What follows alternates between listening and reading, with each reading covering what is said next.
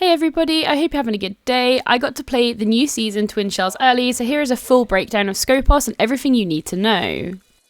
Skopos herself is not in the game, but instead she controls two bots called Colossus and Talos. Now, only one can be active at one time, whilst the other one takes up the defensive state as a bulletproof camera. You can switch between each bot when you wish, but you need to make sure that you have enough room, as if you do not have enough room, it will not let you switch. She is a 2-speed, 2-health operator, but the bots themselves have two different health pools. Each bot has 110 health, and if one got shot down to 1 HP and then she switched, she would then go back to having full health on the other bot. This does come with a price though, as the bots themselves cannot be healed by Duck or Thunderbird, and they also cannot pick up Rook armor, and Kali, for example, is a hard counter as the bots cannot go in a down state. If they lose their health, they simply get eliminated. You do not get 2 lives with Skopos. If you are in an active bot and it gets destroyed, that's it. You are out for the round, even if the inactive one still has a lot of health.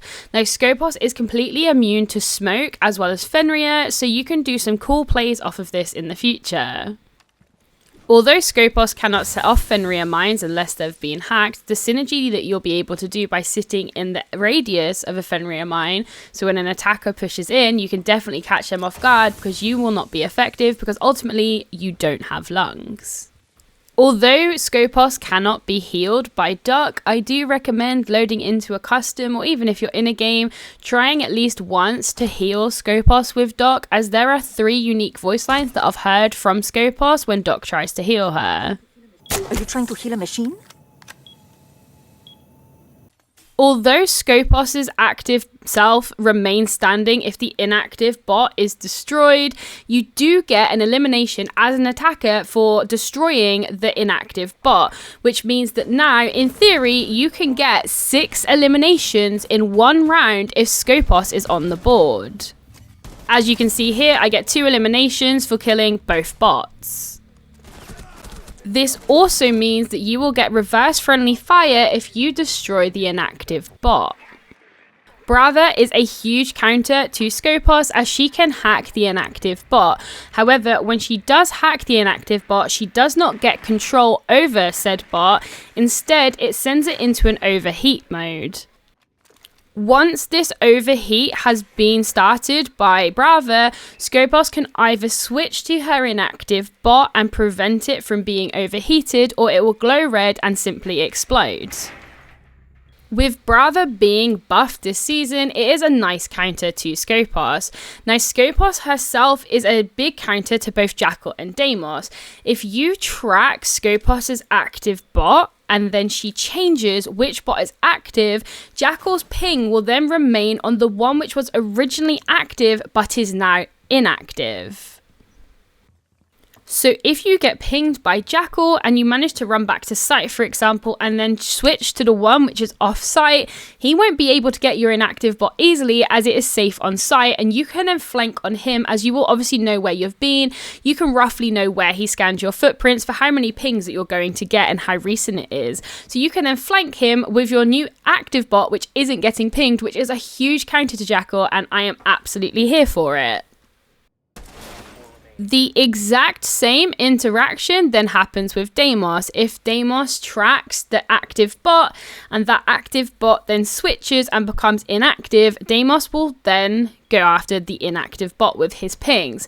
Now, it is slightly less of a counter with Deimos, as Deimos can bring nades, and if he does find your inactive bot, which he will be pinging, he can easily destroy it even if its back is to a wall because he has nades, whereas Jackal does not have nades and could not easily destroy the bot without help of his teammate. The biggest counter to Skopos, in my opinion, is IQ, as she can detect where the inactive bot is at all times. If she pings the bot on her scanner and then suddenly the ping disappears before it normally would, it means the bot has changed and that is now the active bot. IQ has the ability to do vertical with both her pistol and her weapon, and she also has the opportunity to bring nades, so if the bot is in a hard to place get, she can still get that elimination on that bot. She can then also synergize with her teammates too, and I was very happy to get this elimination here just to show you guys how good of a counter IQ is to Skopos. However, it's not always a good idea to kill the inactive bot. Sometimes you'd be better off baiting the active Skopos to change from the active bot to the inactive bot, so you actually eliminate Skopos themselves and get a player off the board instead of just getting a cheap kill on the inactive bot. So in this situation here, we put a claymore behind the inactive bot, so as soon as it then changes back, that bot is eliminated, but instead of it being just the bot, it's the active version of Skopos. Of course, it's great to get those free eliminations, but you're better getting a player off the board than just getting a cheap kill. So if you do this, you then destroy that player, but then you can also then find where the inactive bot is and double your kills. But if you place a claymore around the inactive bot, as soon as they switch back, they are absolutely eliminated, regardless of where that claymore is. And you can also then shoot the shield to make them aware that somebody's nearby, so they might switch back.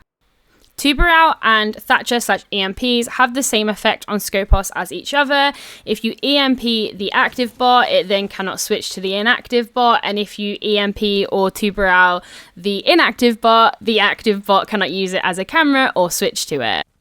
The same as if Skopos gets called by Dokkaebi, they cannot switch between their bots until they turn off that call, and if Dokkaebi does manage to hack cams, they do hack the inactive bot's camera, so when the inactive bot is in play, then obviously the enemies can use it too. You can shatter the glass like a deployable shield to stop Dokkaebi from being able to see the inactive bot and then still put it in sight, for example. This is just scratching the surface of the new season content, so I have lots more videos to come because this season